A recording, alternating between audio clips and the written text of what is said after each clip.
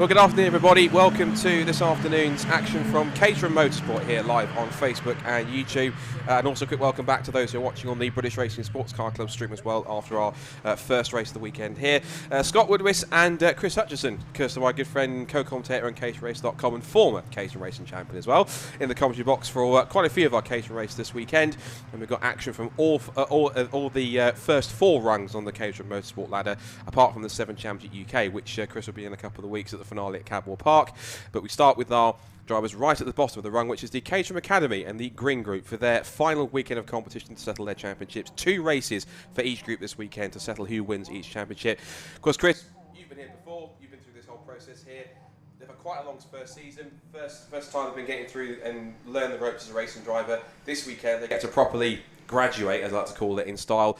And there's 2 quite exciting championship battles on the line, particularly with the Green Group here looking pretty close on drop scores between the top 2. This should be a mega way to start things off for what is the penultimate weekend of racing for the factory effort. Yeah, good afternoon, everybody. It's always exciting to watch the Academy, and they've had a great season so far this year. They've put in some really good performances and races, and I've really enjoyed watching and following along with all their stories. And here we are at Snetterton. Yeah, the last weekend, they've actually got 2 races, which is unusual in the Caterham format, and 9 races in total this year. So they've had plenty of practice compared to in my day. Also 20-minute races, which is awesome. So the races really get to develop, and it's been fun. It's really, really fun to see how they've all moved on. People like Jeff Newman and Freddie Chidix really coming out the box hard, and with the stories like Paul Woodman further down in the pit, in the field, and seeing his aims to sort of reach the top steps of the podium, and it's just I'm really looking forward to seeing how they're all going to finish off this year.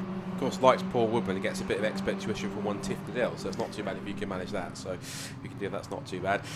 So the cars are making their way around on their formation. That, as we've both mentioned, they have 2 championship scoring races this year. Usually in many races they don't have just the one. But we'll go through the grid as it says. It's Jeff Newman and Freddie Chidix, the 2 main championship contenders, squaring off on the front row of the grid together. Newman just on pole by about 7,000 of a second. James Cook and Paul Woodman come next on the second row of the grid, followed by Robert Domain and one of the other contenders in the championship, Mark Jones, watching him from 6th on the grid. Row 4 is Chris Fraser and the ever-improving Theo Theato. And then rounding out the top 10 on the Caterham Academy Green Group grid is Philip Clark and Mark Williams, starting in 9th and 10th respectively. Row 6 will see Mark Kendall and Ian Harris line up ahead of Paul Castle and then John Hood, who'll start on, so Joe Pride will start on the 7th row of the grid. Moving back to row 8, it's Oliver Hardick in car number 3, John Hood in car number 70. As we keep on rolling backwards through the rest of the order on this 22 car field. We then go to 17th fastest on the grid, starting from the 9th row, Rob Bain. Alongside him is Richard Percy. It's Ian Summers and Ida Lowe will round off the top 20 starters ahead of the final row of the grid, which is John Vincent in car 28 and Ian Bettis in car 18. And as Chris mentioned, 20-minute races. They used to be 15, but they give them extra 5 minutes to give them a bit more track time and to push on. So coming into this weekend then, Chris, it is Jeff versus Freddie, a point in it on drop scores. This is a typical grandstand finish to a Caterham championship. These 2 have been at it practically all season on the front row. Pretty much guaranteed fireworks. Yeah, it's a perfect setup, isn't it? You can't ask for more. And in fact, all the championship contenders, they've kind of lined up in grid order almost, so it's really good. But yeah, having them on the front of the row means that they're ready to give it their all. And it kind of, with the 2 races, this is really important. Winner takes all almost. This is, if you're going to win today, you're going to give yourself a really good chance for tomorrow when all the points come down to it. The last couple of the cars are going to get into position. We'll get the signal all ready to go with the green flag at the back, which we do. All set for our penultimate weekend of Caterham Motorsport action. The Caterham Academy Green Group, race number 1 of the weekend. It's Newman and Chidix on the front row. It's on the left is Newman, on the right is Chidix. Who gets the best start away from the front row? Waiting for whoever likes to go out. They do now, and it's not a great start for Jeff Newman. He jumps away too early. Paul Woodman slots in between the 2 front row men. They're 3 wide towards the back, but it's Freddie Chidix with a better start from the outside the front row grid that leads the pack down towards Ritchie's for the first time. So Chidix leads, but a great getaway from Woodman puts him round the outside into Ritchie's for the first time. There's one car running wide, that's Chris Fraser. Another car running very wide on the exit. Didn't catch the number, it's car number 3. So out wide has gone car 3, which is Oliver Hardick. Round he's gone. No contact it seems, but a complete 360. Oh, another car was off the road as well. Jeff Newman, meanwhile, is in trouble. He's quite deep down the pack. He's battling with Mark Jones there in car number 2. And also in there, he's trying to pick up a couple of spots there, is car 15, and that was James Cook. He's made a couple of spots, but it is Chidix who leads and Woodman in second place. And Paul's had such mixed luck in this series so far, so if he can go away and possibly get his best chance for his first win this season, he's made the best possible start by getting the jump on Newman and immediately hassling Freddie at the front. And he's obviously got the psychology of he's not involved in the championship battle, so he can take that with him, and Freddie and him are sort of pulling a little gap there over Newman, but Newman definitely bogged down off the line, and it looks like he is now putting in a bit of a recovery. He's back up to third place, so that's a nice place to be, and with these nice long straights we've got at Snetterton, I think he'll be right back in the battle by the time we get down to Brundle and Senna.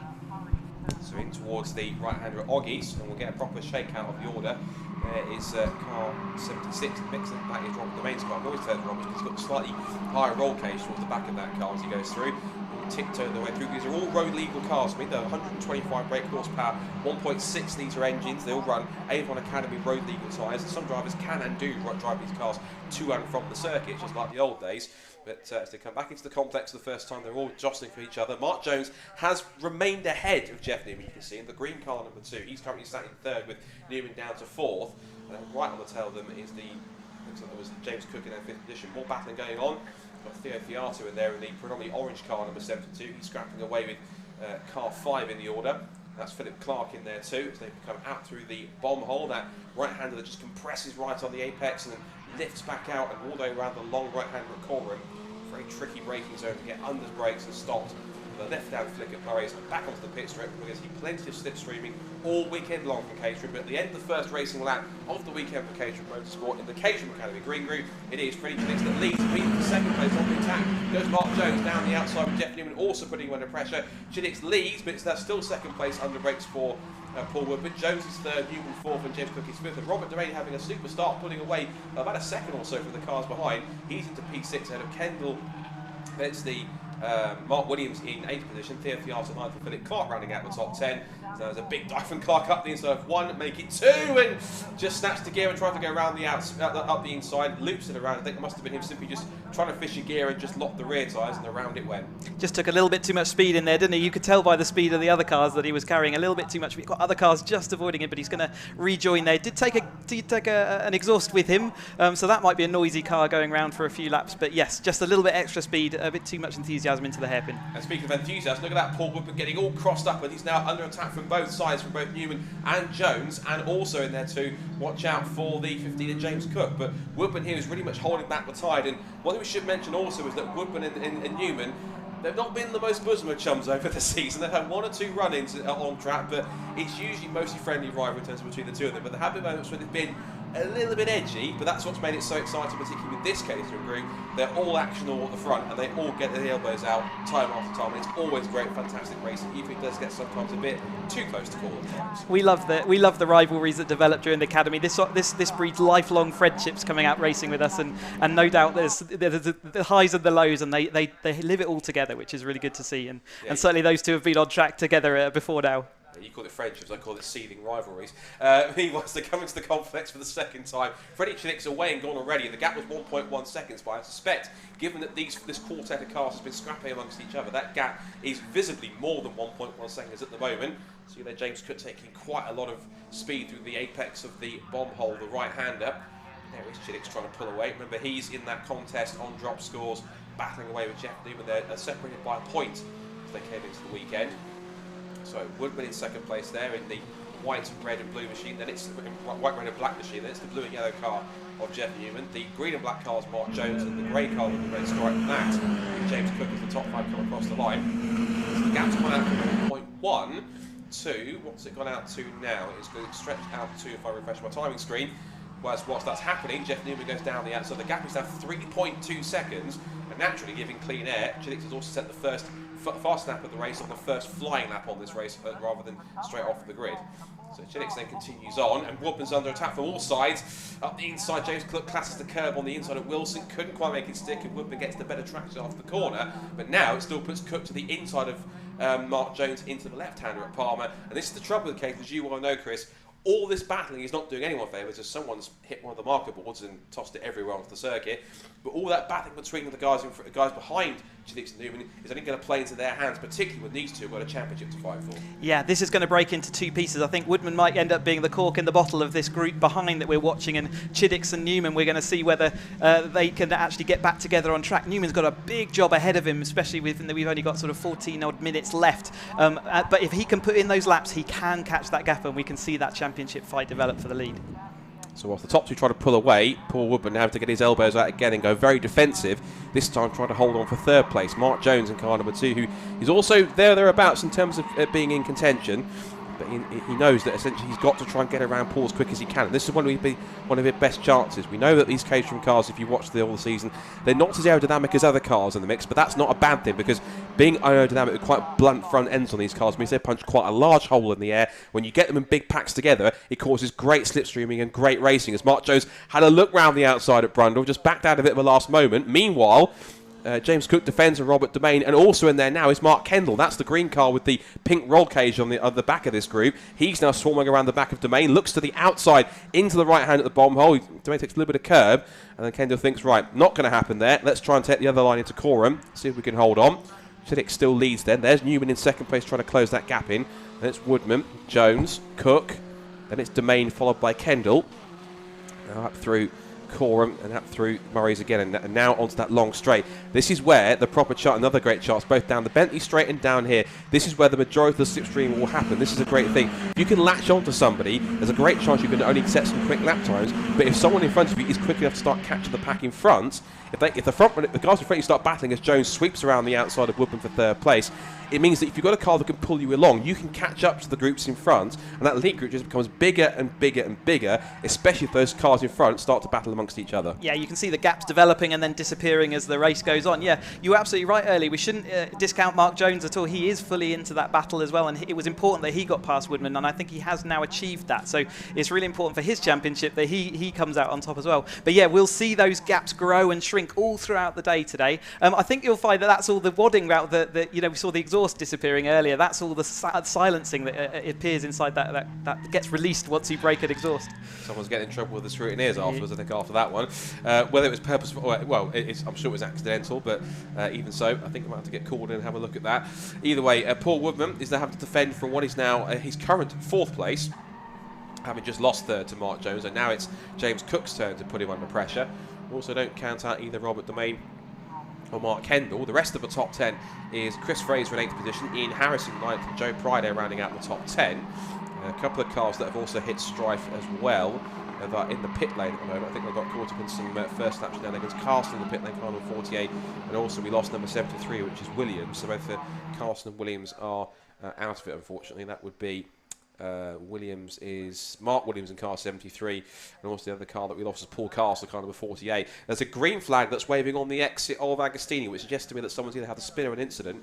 Just saw in the background as Kendall now moves his way past Domain up into 6th position. He's making steady progress. So I guess he had to try and get past Rob as quick as we could as the Master tried to move a bit more of the sound deadening on the exhaust, but I think they have to probably wait to the end of the race to try and collect that towards the end. The rest of it's just, soft wadding. It shouldn't cause any damage if anyone does run over it. But thank you to the marshals, as ever. Let us do what we love to do. And, as we see, Woodman, he has started to slip back, and we've seen that before with him, haven't we? He loves to absolutely live on the edge every single lap and every single corner, but sometimes that costs him a little bit of time. And we've seen that Newman is now aiming to catch up with Chidix, but I think Chidix might have just put in the fastest lap, which is growing that gap rather than shrinking it. So Newman really has to get his skates on if he wants to catch up before the end of this race. I think what Paul Woodman looks like he's losing out on is actually having any kind of a tow to help him on the straights, because every single time he's the one providing the tow to everyone else. So and it seems to be that as soon as someone gets past him, he seems to have some kind of a pace to get through, and that's not going to help his cause either, getting very crossed up. That might be a combination of pushing to try and keep James Cook at bay, but also a little bit of frustration setting in, because he's trying his hardest to keep with these leaders and try and not let them past, but also argue because of that, because he's getting frustrated seeing the cars go past one by one, unless he doesn't break that cycle and just resets for just a moment and just calms himself down, that's only going to keep on snowballing more and more until eventually he keeps on making mistakes like he does at Agostini again. That's just frustration getting through there rather than just pressure from behind, isn't it? It's a perfect illustration. He lives on the edge all the time, where there's two good examples of where it doesn't always gain you that time. Also in the Academy car, we don't have a brake bias valve when you're at the Academy level, so they're slightly over braked at the rear, which means that you lock the rears, which is what we've seen twice now from Paul Woodman, which is why the rear end is sliding over. Sometimes just keeping it under that little braking limit means that you get more grip and more speed at that point. So a bit of overspeed into the hairpin there. That was for Richard Percy. He's having a good scrap along there with, looks like, Philip Clark. That's been a change around of position, so Clark's gone up to 12th place at the expense of Richard Percy, going on 91. He's getting a little crossed up as well, he explores the track limits of the left-hander at Hamilton's, back into Ockies now with about 9 minutes to go. So we've passed half distance in this race. There goes Chidix in the lead. Meanwhile, that's now James Cook, who has finally managed to get around Paul Woodman, although Paul looks at Paul's trying to get back at him into the complex of Brendan Nelson. Now he's back up the inside, getting his elbows out into the bomb hole, squeezes back up the inside and says, excuse me, I'll have that place back. And look at Mark Kendall. Kendall in the green car with the pink roll bar. He's been in the battle with Robert Domain over these last few laps, and they're in the contest too. And that's the typical thing we said about Caterham racing. The more one pack starts to fight, the groups behind start to get closer and closer, and it keeps on growing that one big pack even more. And now we see him trying to hold off. He's going to hold up James Cook here. That's going to put also Kendall and Domain into the mix. Could be 4 abreast down toward Ritchie's. But this way, he's desperately defending his current 4th position. But he's going to come under attack quite literally from all sides. Yeah, it's never recommended to go 4 wide into the first corner at Snetterton, but we've done it before, and I'm sure it'll happen again. Slight bits of contact there between Kendall on the way out there. So keep an eye on that, but like you said, the gap that was developing between Kendall is now disappeared, just because one corner where they went side by side and all that momentum's gone. Yeah, so now Cook gets a bit of a bump there for Kendall, saying, come on, get on with it, you've been chasing for 3 laps now, make the move now, otherwise I'm going to do it myself. Up into Palmer through the left-hander, that's the top to continue on. There is Mark Jones, who is trying to close the gap in, looking at lap times on them very quickly. Still Chidix sets a new fast lap of the race again. He's pulled the gap out nearly 4 seconds over Jeff Newman, so that will certainly help his cause when it comes to calculating the drop scores. Meanwhile, Cook goes back down the inside into Agostini, past Paul Woodman. I'm not going to say finally, because it might all change again in the next few corners down the back straight, particularly if he stays close, as is also possibly Kendall and Domain at this point. So watch out for them as they come back through to Oggies once again, through Hamilton's, back into Oggies again. They completed 5 laps, they're on lap 6. It's quite a long lap for about roughly 2 minutes 15, 2 minutes 16 for the front runners. So it's not a short lap, but you get all these long straights and long corners, which means you get plenty of time per lap if you lose the position to try and go back at them a few corners later. You get plenty of different corner types all around Snetterton, so you go on a proper adventure. You've got tight hairpins, you've got open sweepers, you've got long corners like Coram, some of the longest we do, and then the Brundle and Nelson S is all about commitment going through. So it's a really good track to prove if you've got all the skills needed to be a racing driver. And yes, the straights add that extra bit of unknown, because you never know who's going to come out on top, because if you're coming onto the straight in about 3rd place, you can quite often come out ahead of all those cars. So as they turn their way out of the bomb hole again on the 6th lap of racing in this first of 2 championship scoring races for the Caterham Academy Green Group, it's still Freddie Chidix who has the lead last time across the line by 3.9 seconds, ever extending that as now we continue to watch on this quite fascinating scrap, which is towards the head of the field. You can see now James Cook has got himself past Paul Woodman, and now is a chance for him to start pulling away. So this is not mentioned just essentially how much pace that Paul's lacking, not necessarily, it's just how much pace the other cars have around him that's allowed him to capitalise and get in the slipstream, because again, Mark Kendall looks to the outside line, down towards Ritchie's corner, and Paul will try and defend on the inside, which he does, but again, that's quite an easy move than you think, going around the outside of Ritchie's corner. If you got the momentum, and as hard as Paul's fighting, there was just no way to defend that. He was along the outside line, he couldn't move across anymore when he did. If he did go too late on the brakes, he was going straight off into the cornfield. Exactly that, Scott. It's very much a momentum game, this Caterham racing, and yeah, if you've got, it doesn't really matter whether you're on the inside or the outside, as long as you've got that extra momentum over the car, you can make that stick and you can make it happen, which is what we've just seen there with Kendall. And yeah, Woodman continues to keep battling away, and I'm sure if he can cling on then and wait for the straights, he will be able to get back straight into that battle again. So just before we get with 5 minutes to go, I'm just going to quickly just run through some of the championship connotations, although it's hard to go to look at anything other than this battle that's going on with Paul Woodman and co, because it's usually, you have to put Paul Woodman and insert driver then, because he's always in a battle with somebody, whether he wants to be or not. He's currently scrapping now for what's currently 6th position, because Mark Kendall has just relieved his final spot in the top 5. Robert Domain wants to pick up, if he can, 6th position at his expense. Whilst we're watching that, now the championship connotations I've had through from Simon Lambert, the Chief Motorsport Officer at Caterham Motorsport, is thus. Now, he mentioned to me that a win in the fastest lap today would be enough for Jeff to provisionally secure the Green Group title. However, he says anything less and Freddie's still in the hunt. Well, this is anything less because Freddie Chidix is not only leading, but he also has the fastest lap of the race, which means he keeps himself in the hunt. But of course, it must be all down to what scores everyone has to try and drop in the end of it. And given the fact that Jeff has probably got less points to drop in some cases, but he's probably got the results he has got are better results on the whole in terms of the ones that he did finish, probably puts him in better stead to win this one. So looking at how this connotation could play out, he says if Jeff wins without the fastest lap, Freddie will need to be in 2nd place or 3rd and fastest lap to take it to the wire on Sunday. In that situation, if he's 2nd on Saturday, which he is today, and they'd have the very real prospect of an outright championship tie on Sunday, and it would go on to count back, and that is always the tensest moment where they're going to end on points, but it's literally how it could go back and count back of wins, 2nd place, or even further bits. That it could be a really crucial thing when it comes to that sort of calculations in terms of working out the championship. It's so hard working out the championship. There's so many different connotations, and it always comes down to that last race and what's possible. And it looks like, yeah, Chidix is doing everything he needs to do. He cannot do any more. He is in the lead, and he has the fastest lap. There's nothing more he can do or control in that race, and Jeff Newman's just got to do as much as he can. And I think tomorrow we'll have an easier set of connotations and permutations to deal with. Today, I think they should just keep in mind that they just need to go as quick and get as many points as they can.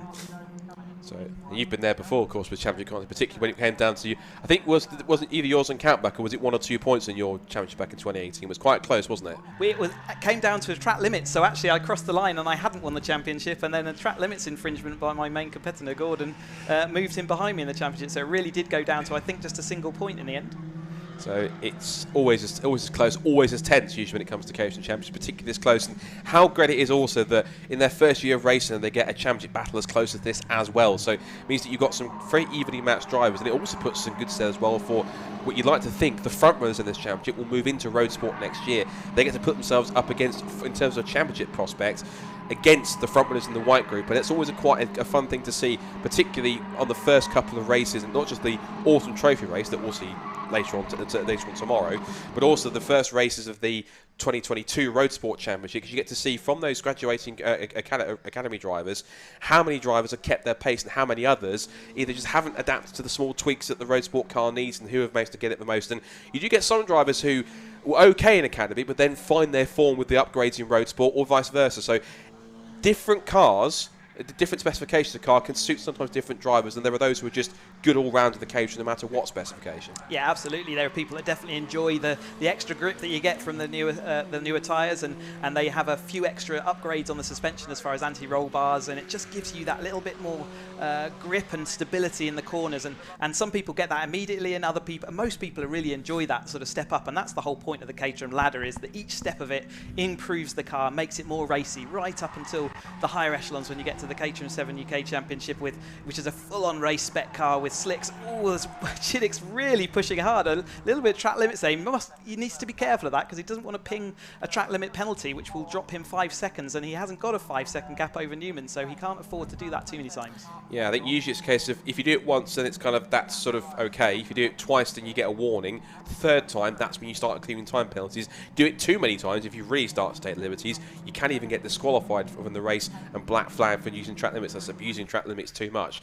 And I think in the fact that he's considering battling for the championship, running that wide and possibly risking himself, it's probably not the thing Freddie wants to do, but I think really all he's focused on is trying to get this car to the flag and to get the victory that he needs to keep himself right in championship contention and take it right down to the wire in the series. So looking back at this championship connotations, are on the last lap, because obviously Simon was mentioning that in the situation, say if Jeff wins without fastest lap,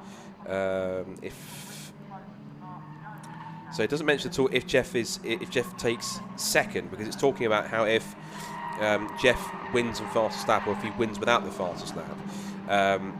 So essentially, this really does kind of it's neither of those scenarios. So it's kind of playing a bit more into Freddie's hands, particularly with the fact that on drop scores they're a point away. So this might even swing it a little bit more, even possibly in Freddie's favour, given the fact that he's taking a couple more points off from Jeff in this first race. You'll take any little point advantage you can into that second race, because it means that even if you finish one place behind, it still leaves you in contention. So certainly this is great news for us watching and spectators to see how that's going to turn out tomorrow. So the championship really does go down to the wire. That's awesome. It could literally be a case of whoever finishes ahead of whom is champion. It really could be as simple as that. But for the moment, this man, Freddie Chidix, who's been quite a sensation in his first season of racing, not just in the real world, but virtually as well in CaterhamRacer.com, but in the real world, he's certainly proving his mettle as he comes up to the checkered flag. He, with the first Caterham Roadsport winner of the weekend here at Snetterton, keeps himself right in the hunt for the championship. He will go down to the wire tomorrow. Freddie Chidix wins the first Caterham Green Group race of the weekend at Snetterton,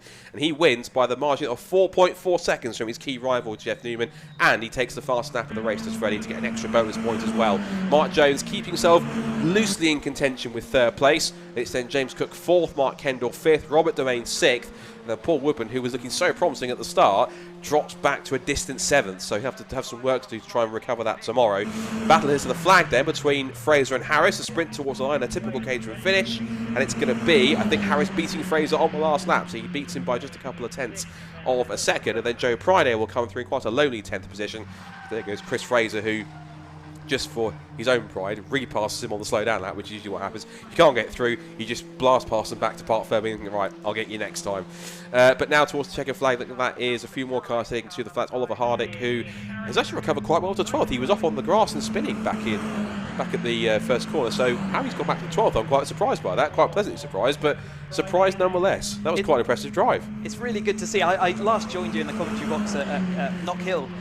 Was their second race, I think, after their Mallory Park opener, and it's really nice to see how they've all developed as drivers coming into the Snetterton weekend. The car, the attitude, and the way that the cars react on track is looking more and more racy, and it's really exciting to see. And we've talked already about a lot of these guys will go up into Roadsport, and that will be exciting to see how all those stories develop and which drivers can do well. But nevertheless, so far today at Snetterton, good job everybody.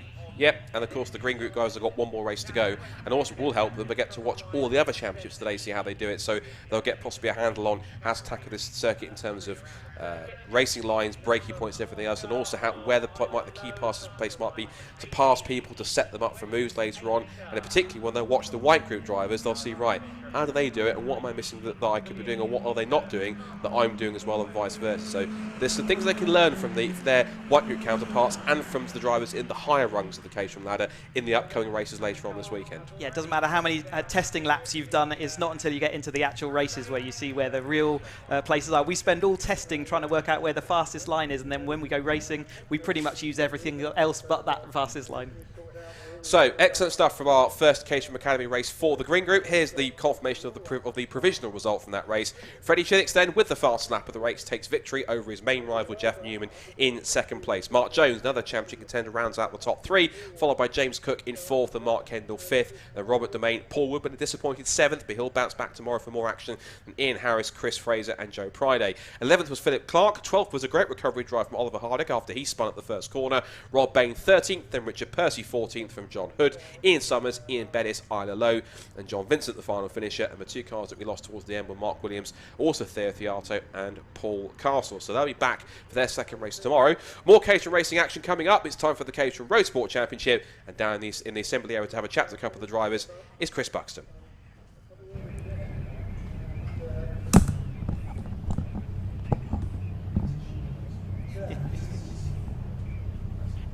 Race number 3, the Mission Motorsport Caterham Roadsport Championship is getting ready to rumble. The top spot being claimed by car number 11 of Taylor O'Flanagan. We see if he's happy to chat. Quick word. Excellent. Great pole lap, sir. You must be quite happy with that. Yeah, absolutely. Right, left it to the last minute, but yeah, very happy. So is Snetterton generally kind to you, or are you going to take it as it comes? I'll take it as it comes. I led every lap last time until the last lap, and we had a bit of an incident, so hoping to finish it off this time. Best of luck. We'll look forward to seeing you next time around. So that's the pole man. Joining him on the front row is car number 22 of Hugo Bush. We'll see if Hugo's happy to chat. Happy for a quick word, Hugo? Excellent. So on the front row, are you pleased? Yeah, happy to be on the front row, and let's see how the next 20 minutes goes. Are you confident you can overcome this pesky number 11 ahead of you? He's quick and consistent, but I'll see what I can do. You can't say anything for experience. Best of luck, good sir. We will see you on the finish line. We'll see if we have time to chat to second row Dom Mansberger from all the way from Germany in car number 25. Happy to have a chat with this quick chat. On the second row, you pleased with that one? Yeah, sure. Good starting position. Anyway, the first row is not that important on that track because it's a mega slipstream battle all the time. So, yeah, hopefully I can follow those two guys, but it's a good starting position. Thomas Rennen, good sir. Hopefully you do well. That is our starting frontier. If we've got time, but hopefully we do. We do have time to have another word with number 59, which is Tom Cockerell. Happy to have a chat, Tom. Oh, yeah, so on the second row, is that what you're aiming for? Is that where you're happily placed, or can you go a few places further on? Well, after yesterday, I'm happy to be where I am because yesterday was a bit dire on my behalf. But no, I want to be on the top step, as do the guys in front and the guys behind. So it's going to be a close race. It's going to be frantic, and we'll see how it all plays out. Excellent stuff. Nothing wrong with determination. Best of luck, good sir. We'll see you on the other side. We still have a few minutes and not being released just yet. We'll see if we can have a chat with number 38, which is Ryan Lovett. You happen to have a word with this, Ryan? Of course. Excellent stuff. Right. You've got a few quite fast guys ahead of you. Are you looking to overcome them or just take it as it comes? I'm going to try and sit behind them for a little bit and try and nip in where I can using the slipstream on the straights, I think. So you're going to let them do the hard work and try and claim the prizes afterwards? Don't tell them that. Your secret's safe with us. Best of luck, good sir. We'll see you on the other side. Still no sign of them coming out just yet, so we get a good chance to have a great word with some of our gladiators. Number 93, Adam West. You happen to have a chat, Adam? Yeah, sure. Excellent. So, good qualifying for you. Are you pleased with that one? Well, not really. Obviously, I'd like to be further forward, but I'm right on the back of him. Hopefully, I can stick on the front three and see what happens. So slipstreaming is the name of the game here, by and large, with the long straights and the light power of these cars. Does that work for you, or you prefer a twistier circuit? What works best for you?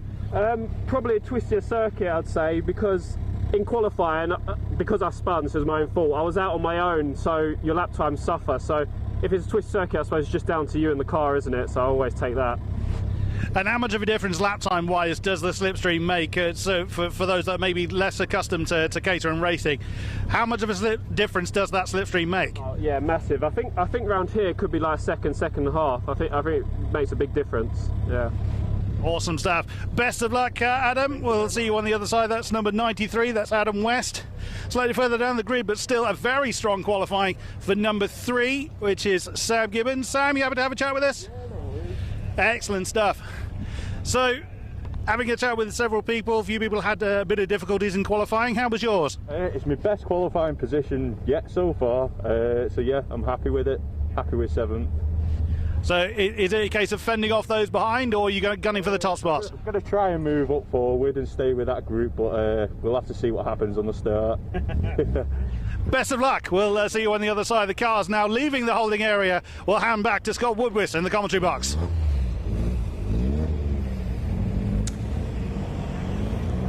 Thank you very much, Chris, as the cars head back out onto the circuit once again for their first race of the weekend for the Mission Motorsport Caterham Roadsport Championship. This is the second step on the Caterham Motorsport ladder, and all these drivers graduated fresh out of the academy last year from both of their respective groups, and they're all on one grid together to see who is best of the best, particularly both of our outgoing Caterham Academy champions, of course, and they will essentially lose their reigning crown, shall we say, because you can only hold the Academy title for one calendar year until someone else takes it from the next group of Academy drivers coming through. But we've had this fantastic battle that's been going back and forth between the two outgoing champions, Taylor O'Flanagan, who's on pole position in the yellow car at the front of the field, and just on the right shot, the red and white car of Tom Cockerell will start on the outside of the second row of the grid. But also, watch out for the likes of Hugo Busch, who starts on the front row alongside Flanagan in the grey and orange car, and also the rapid German Dominique Mansberger, who is usually quite prominent in the wet. Not really wet conditions as far as I can anticipate here. Bit cloudy, but it looks quite dry nonetheless.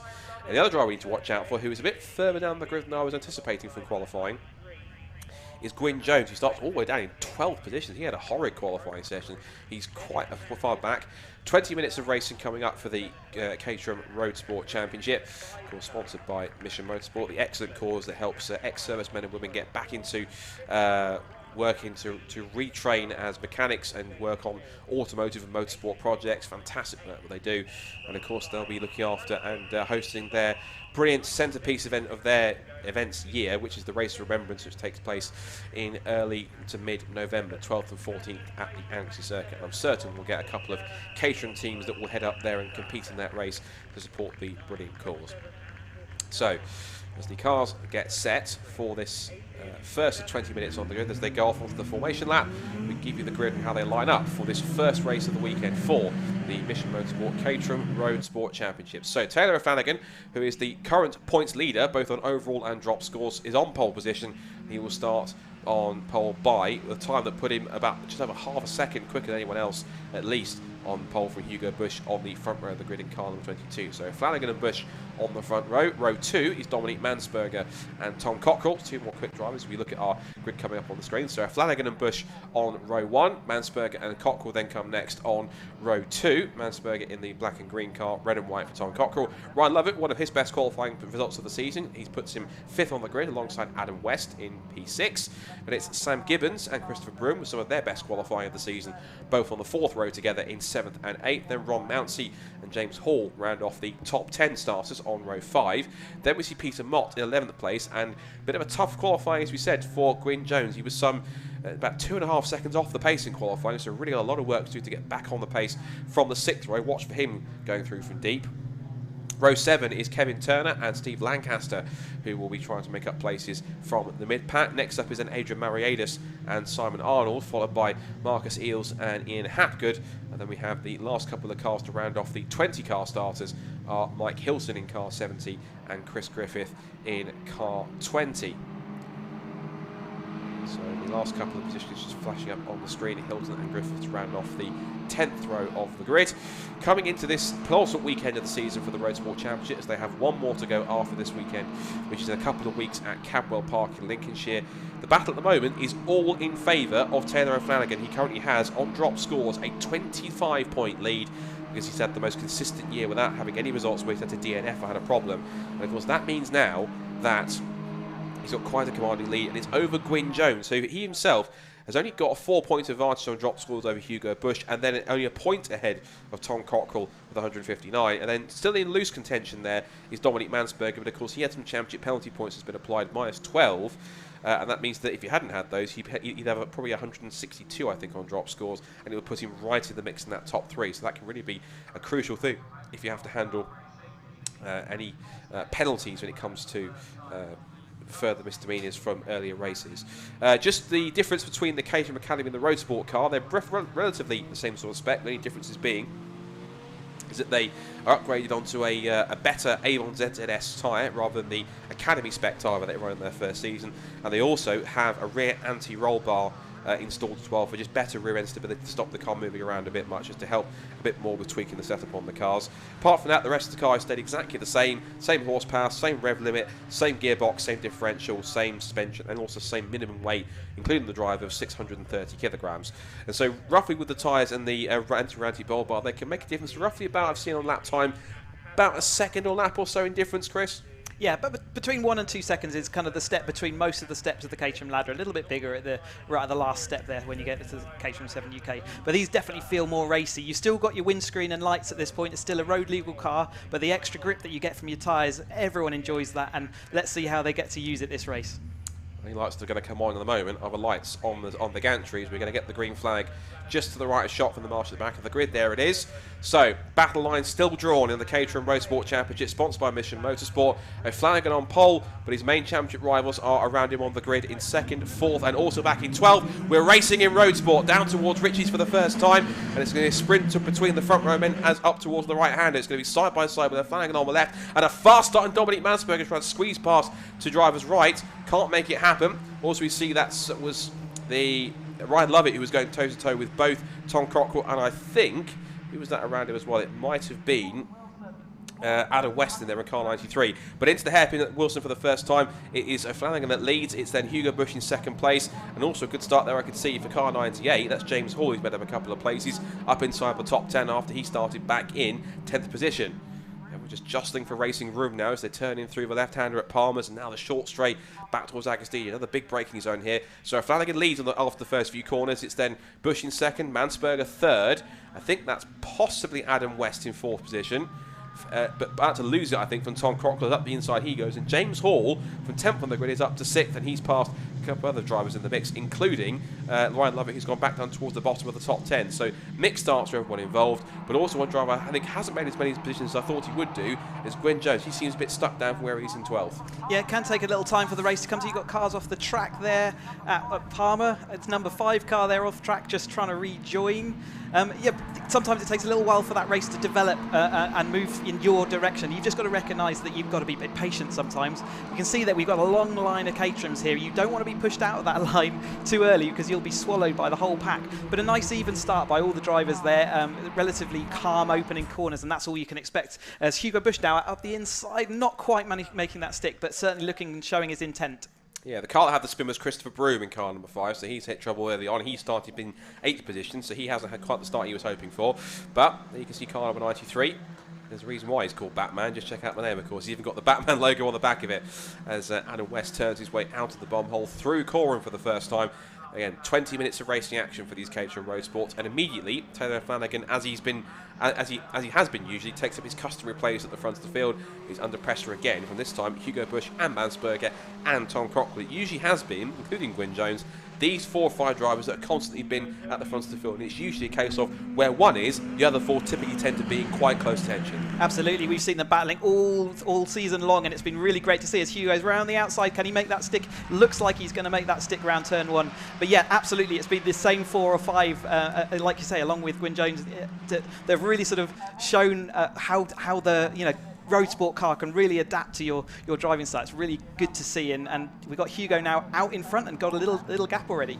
Yeah, decent run through Richie's corner, and the slingshot he got down with the toe down the pit straight gives Hugo Bush the lead as he starts lap 2 of this Roadsport race. Now he's got Dominique Mansberger, who we know if it was wet, would be probably arguably the fastest man on track because he's a demon in wet conditions. In the dry, still very quick himself, but still finding his pace and keeping himself honest at the front of the field. There's Tom Cochran in 4th in the red and white car, and Adam West in 5th. Adam's had a decent sort of improvement in his pace over the season. If you look at some of his results over the course of a 2021 season, he's put in some quite decent performances as he's gone along. He's coming into the weekend in the points table. He's coming at the moment, he's back in 8th, but he's had 1 or 2 bits of bad luck. But the good results he has had, his best result of the season, was a 2nd place that he took in the first race at Brands Hatch. So he has been on the podium once, but I think apart from that, as you see, they had some bad luck with a couple of retirements and not being able to attend a couple of meetings. So sometimes either not being able to attend or having that bad luck and non-scoring, sometimes it can be a blessing because if you get some good results throughout the season, you don't have to drop any points,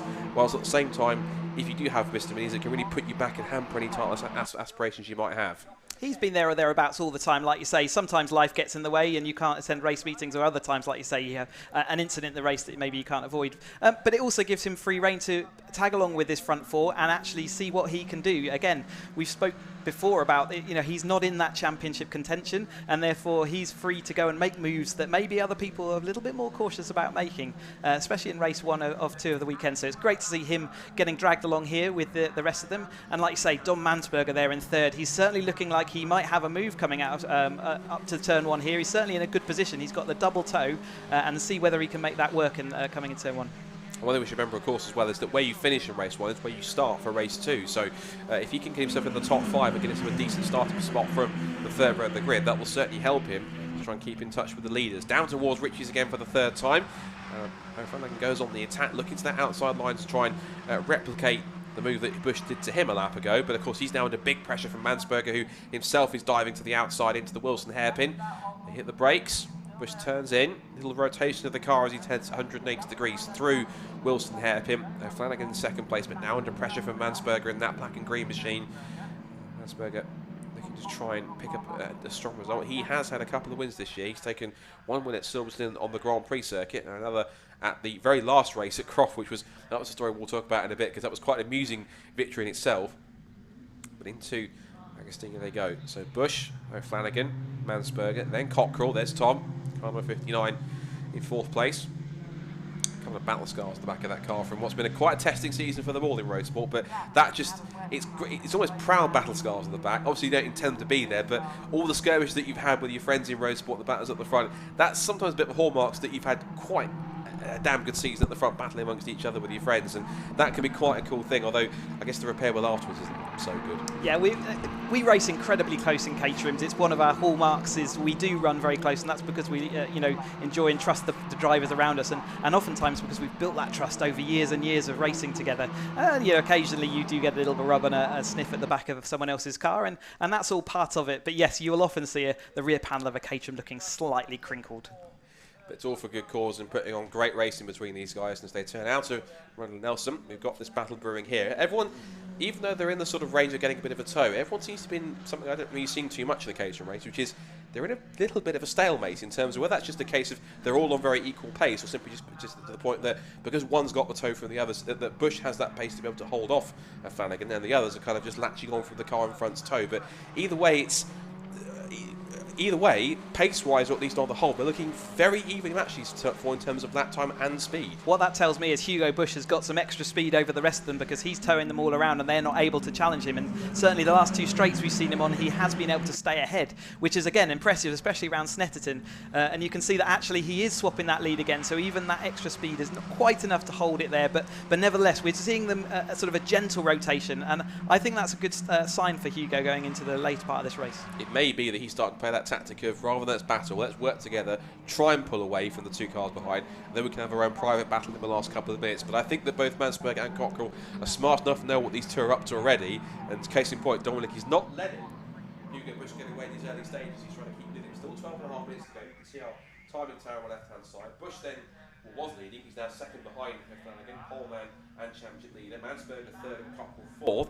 Adam West is still 5th at this point. James Hall is 6th. Sam Gibbons 7th. Steve Lancaster is 8th. Then it's the number 97 of Jones. And then we have Ryan Lovett, who rounds out the top 10. Sorry, Gwyn Jones, in fact, actually, who's in 9th place. And maybe it's not a circuit he prefers, or maybe just a little bit off the pace, but I'm surprised that Gwyn hasn't made more progress in the field from 12th than he had. We probably think he should have done, because being up there second in points and one of the most consistent drivers in terms of finishing every race, it's not really a great start to his weekend racing work. Maybe he's biding his time a bit and picking off cars one by one, but if he wants to keep himself properly in the championship fight and to stop Taylor getting away, he's going to have to rely on this as one of his drop scores, one of his worst results, if he has the ability to drop any, or he's going to have to try and pick up a couple more places, because this is not the pace he really needs to be at as we go side by side for the lead to get him to keep himself in the mix as Bush goes back into the lead. So he needs to kind of step it up a little bit to try and keep up, try and get a little bit closer to these front 4 who are easily pulling away. Especially as you say, this race 1 leads to the start position for race 2, so it is important to make as many places up as he can. I've not caught up with him in the paddock this weekend, but maybe he's had a tricky testing, or maybe he's not been able to do as much testing as he would have liked. So sometimes we have a bit of the car to repair, for example. You don't have as many laps in testing, and that could be it. As soon as you don't get those laps, maybe you're suffering. But certainly he's a quality driver, enough to get back up through that field. And like you say, he's a little bit stuck at the moment, down in that 9th place, and he'll want to move that up as quickly as he can. Yeah, his gap to the car in front is about almost 4 seconds. That's to the 49 Steve Lancaster. That's not going to be easy to go. Another position change again, and this time also, there was also almost a change for 3rd, because Mansberger was under attack on the outside line to Ritchie's from Tom Cockrell. And the German manages to hold firm and keep his current provisional podium spot. It's the hairpin. Flanagan taking his turn back in the lead once more. Might have been called a temporary truce on their battle. If they are position swapping, it is purely strategic rather than all that battle for position. Hugo Bush, of course, comes into the weekend 4 points behind Gwyn Jones on drop scores, but of course if he can stay this close and keep taking positions, it will certainly help him out in terms of the championship fight. As a look again, he was very tentative, having a look meanwhile up the inside definitely is Tom Cockrell. That's him definitely up the inside and definitely through into 3rd place now at the expense of Dominic Mansberger. So the German down to 4th, Cockrell up to 3rd, and I wonder with the pace he's been showing earlier on, particularly having set a string of fastest lap times now, with the pace looking pretty even, I wonder if now it's enter player 3 in this league battle. Yeah, it could well be. These 2 up front, you're you're right. I think there is a sort of semi-truce. We're not going to call it a full truce yet. They're midway through this race as we've got a car off on the grass there. That's number 51. That's Simon Arnold going for a spin. Yep, so the temporary truce maybe, and there is a slight gap. So tentatively they've split into 2 pairs. And Mansberger's been having trouble getting off the corner, and you can see the gap there. Like if I was Hugo, I would be working to try and develop that gap and really take the pressure off and then really go for it in the last 5 minutes. And I think that's what we might see as he takes the lead again going into the centre then. I wonder possibly, though, if Mansberger's also caught onto that as well, or maybe Cockrell's realised it, saw that Dominic was close and said, right, if you are really that close, go after the top 2, stop them getting away, and let's see if we can work together ourselves. That's going to be the key thing. More battles going on through the mid-pack. And then, there's a car with this nose section up a little bit. I think that's possibly, if that's behind, that's Ryan Lovett that's got his nose dislodged. And I thought it was Ryan Lovett because just ahead of them is Gwyn Jones. There he is there just in shot. Bit on his own at this point in time. It's not really making up the pace he needs to try and get through. Good mid-pack battle going on here between 27 and Kevin Turner. And he's scrapping away with the 51. Well, he was with Arnold because he's had that spin. So it's now Adrian Mariadis in car 81, the silver and yellow car. Just behind them is also the recovering Chris Broom, who had that spin on the first lap. So he's now going to try and make up a few more positions. He did a great job in qualifying to put the car on the 4th row of the grid in 8th, but he's now dropped back and he's currently running at the moment across the line when they complete the lap. He's now currently back in 14th place. He's not too far away from where he started, but he's got a couple more cars to pick up where he can do that. Not quite sure that's factory standard, is it, Chris? I don't think they come out of the factory looking like that. We talk about the aerodynamics of a Caterham, but that one's certainly got a little bit of more of a defect going on there. Yes, it's not a good thing, and it will affect his speed going down the straights. And oftentimes, if it's going to ping off, it will ping off when he gets in the toe of another car. So let's keep an eye on him down the next long Bentley straight. But yeah, he'd certainly be keen. He won't actually have a full visibility of the track either. That will be obstructing his view, which won't be ideal. I think it'd be quite literally driving in his mirrors, thinking, right, where is everyone else behind me and where are they going to come and attack? So this is now the scrap what's going on currently for 10th position. Rob Mounsey right behind him in car number 12. That's the car with the sort of dark blue and gold car with the triangles on it and the McDonald's sponsorship on the back. And just behind them, of course, we've got Kevin Turner, who's just trying to creep onto the back of Ron now, who in turn is stacking himself behind Ryan, who I think wasn't quite envisioning being in this position, given the fact that he started up in 5th. He's currently sat in 10th right now, and probably not thinking this race hasn't quite gone to plan, particularly with the current scenario I'm in. Sadly, for every story of a driver making up lots and lots of places, there's always the counter story of someone slipping down the grid, and obviously that's where Ryan has ended up so far. But he's still in a battle of his own, and I'm sure he'll have plenty of stories by the time they get back to Parc Fermé. Just seeing the leaders flash through the shot with Mansberger holding on ahead of Cockrell in 3rd and 4th place. Still Bushnell and Flanagan ahead of them, constantly swapping places. Through has gone James Hall. So this is battling between Hall, Gibbons and Lancaster. That's between 6th, 7th and 8th. Just ahead of them, here's the scrap for 3rd between Dominic Mansberger and Tom Cockrell. Dominic Mansberger in black and green, red and white of Tom Cockrell just behind him. That ball going out, it's not the last lap yet. We've still got roughly, that's reporting there's about roughly 5 minutes to go in the race, but they put that out. When you see the board the other way around, it will say on the screen 5 minutes, but they're signaling to the drivers it's the last lap of the race. That's a Caterham's own sort of pit board they put out to the drivers to let them know what's happening in the race. So the gap at the moment, new fastest lap of the race has gone to Hugo Bush, I'm sure with a bit of an aid of a Taylor O'Flanagan slipstream. There were 30,000ths of a second between each other across the line, so they are starting to work together, and the gap between them is starting to stretch out because it's now 1.4 seconds between that battle for 3rd between Mansberger and Cockrell. So as much as they've tried to keep with them, these two have worked smart, they've worked together, they're pulling away, and they're allowing themselves to have a bit of breathing space, so when they do start battling towards the end of the race in the last couple of laps, they've got some clean air to take advantage of. Yeah, we said about 4 minutes ago, didn't we? It was a tentative splitting between the top 2 and then the following 2, but now it's more definitive, and certainly I would be making my plan now coming into the last 5 minutes of the race. Where do I want to be and at what point of this race? So do I want to be in the lead coming out that final corner? Snetterton's one of those tracks where actually if you come out of the final corner in the lead, you may not cross the line. It's just enough time for a Caterham to overtake using the slipstream. So yeah, I'm definitely making my battle plans. I'm judging where I'm fast compared to the guy in front of me, and I'm working out where do I want to be, and then I've got to work out how do I make that happen. And Snetterton is one of those classic Caterham circuits where quite literally if you're in a close one-on-one battle or a 2, 3, 4 car battle, there is almost certainly going to be a photo finish in the sprint to the line. We always say as a typical phrase in Caterham racing, but ironically the last place that you want to be, the worst place you want to be, is in the lead with someone behind you out of the last corner, on the last lap, on the sprint to the checkered flag, because there is absolutely no guarantee you will stay there by the time you get to the flag. If you exit the final corner first, there is every chance you will get to the flag just in second place because you've been pipped to the post. It's happened so many times. You've had it happen so many times as well, Chris. It can be either a euphoric feeling if you just pip it, or an agonising feeling if you just have it snatched away. Yeah, it's working out the game theory on that, whether you do want to be in that lead or not. And sometimes it's just pure luck as to whether you get that really excellent exit or maybe someone else misses a gear. But certainly with Snetterton, it's just a perfect distance up the road. And we see it so often that we'll get an absolute barnstormer over the line. The fastest lap of the race from Hugo Bush, of course, with the aid of his current drafting partner, Taylor O'Flanagan.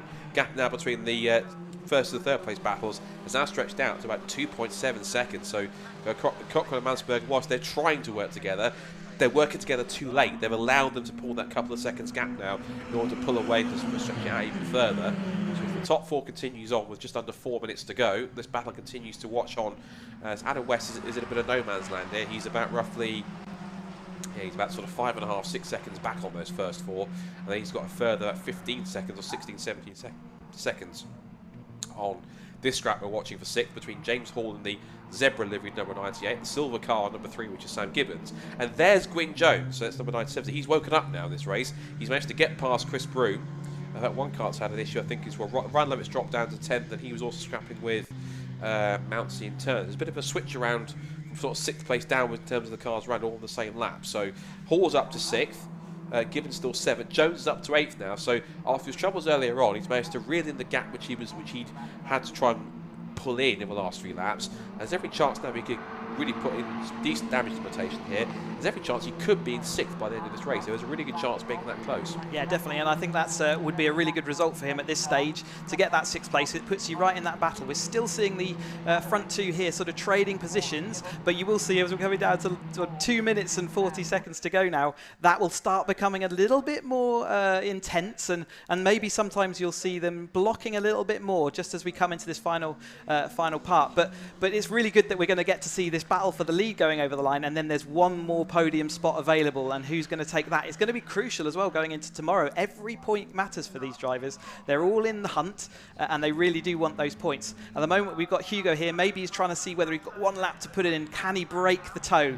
He's pushing so hard through that final bend, but that doesn't necessarily mean you're going to get a good exit, and I think we'll see the position swap once more. Well, I think there might have been a slight mischief there for Hugo Bush because he lost a bit of momentum, and the car sat down just as he was trying to get onto the long pit straight. Now they're going to be side by side across the line. They will start the last lap with just under 2 minutes to go as they sprint down towards Ritchie's. Now essentially they're going to think, right, we've got the battle, we've got the gap we need, game on. Now we can start the battle for the lead. Battle's on for third though. They've realised, right, we can't catch the top two. Heck, let's go for it, third place. So we're going to have 2 epic scraps here for the podium positions in this first Caterham Roadsport race. O'Flanagan now leads ahead of Bush, but that will go all the way to the flag, as will these two coming into shot.